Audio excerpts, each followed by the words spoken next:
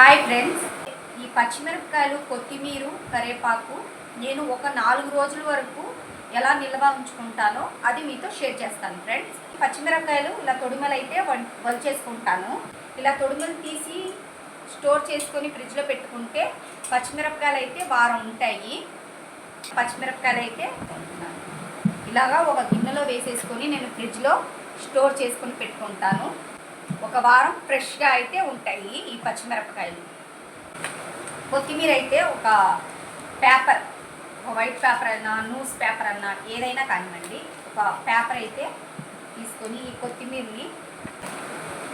కొత్తిమీర పేపర్లో చుట్టేసి డబ్బాలో అయితే స్టోర్ చేసుకుంటాను. ఇదేమో ఫ్రిడ్జ్లో పెట్టేస్తాను. 4 రోజులు ఫ్రెష్గా ఉంటుంది కొత్తిమీర. కరివేపాకుని కూడా అలాగే చుట్టలో చుట్టేసి ఒక డబ్బాలో స్టోర్ చేసేసుకుంటాను.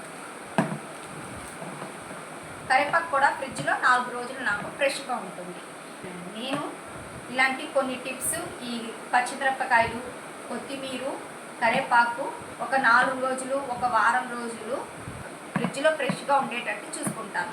ఇలా మీకు కూడా ఉపయోగకరంగా ఉంటుందని చెప్పేసి కొన్ని నేను ఎలా స్టోర్ చేసుకుంటాను, ఫ్రెష్గా ఎలా పెట్టుకుంటాను అనేది మీతో షేర్ చేసుకున్నాను. లైక్ చేయండి, షేర్ చేయండి, సబ్స్క్రైబ్ చేయండి ఫ్రెండ్స్.